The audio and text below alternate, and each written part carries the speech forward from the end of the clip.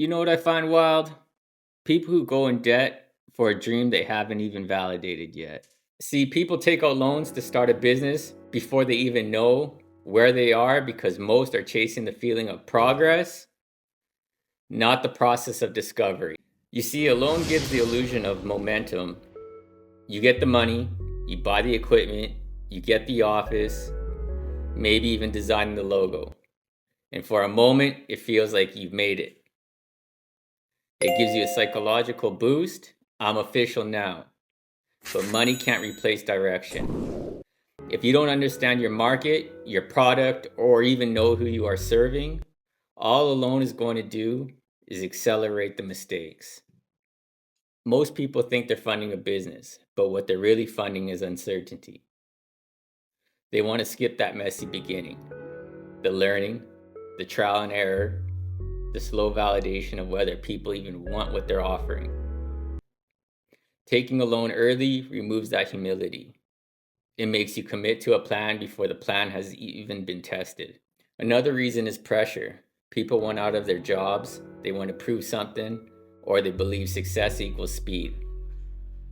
Society glorifies big launches and fast results, so they assume starting small means thinking small.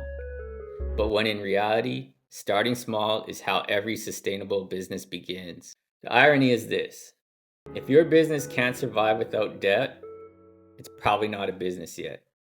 It still needs an idea, and a good idea doesn't need massive funding to prove itself. It needs proof that people care. Once you have that, then a loan becomes a tool, not a trap. In the end, most people take loans before they know where they are because they're trying to buy certainty in a game that only rewards clarity. The better move is to use time, creativity, and validation to build a foundation first. So when you finally borrow, it's not to survive, it's to scale. And so you see, that's where most people miss the point. They think business starts when the money shows up, but business really starts when you understand yourself. So before you ever borrow $1, you should be clear on what you're actually building, and not just the product, but the purpose behind it. Because if you don't know why you're doing it, the money will decide for you. Loans come with strings, deadlines, payments, expectations. And those strings start to pull your decisions. Instead of creating out of vision, you start reacting out of obligation. You stop thinking like a builder and start thinking like a survivor. See, and when that happens, your creativity dies because pressure changes your mindset from how can I serve to how can I sell. You start chasing quick wins just to cover what you owe. And when you begin to resent what you built, not because it failed, but because it never had space to grow naturally. If you look at most successful entrepreneurs, they didn't start with funding. They started with proof. They built trust before they built infrastructure. They understood what worked before they scaled it. The capital came after the clarity. Listen, it's not about being anti-loan or anti-investment.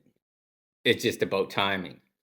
Money is a multiplier, and it magnifies what already exists. If you have direction, it multiplies growth. If you have confusion, it multiplies chaos. See, that's why patience matters more than capital. When you build with patience, you build with understanding. You'll make decisions based on data, not desperation. You get to know the market, not just enter it. So maybe the real move isn't asking, how can I get funded? Maybe it's asking, what can I prove before I need funding? Because the truth is, you don't need a bank to validate your idea. You need customers who care, feedback that guides you, and consistency that compounds. Once you've got that, then the loan becomes leverage, not life support. You borrow with confidence, not hope. And that's when money finally does what it's supposed to, amplify something that already works. And maybe that's the real difference between people who start businesses and people who build them. One chases the image, the other chases the understanding. One is driven by how fast they can look successful, the other by how deeply they can become valuable. Because when you build from clarity, you don't need to rush. your results start compounding naturally. So before you borrow anything, borrow time, borrow patience, borrow discipline. Learn the craft, understand the market, build something people actually care about. Because once you do that, money won't be your lifeline. It'll just be fuel. And that's when you'll realize the goal was never to start fast. It was to start right.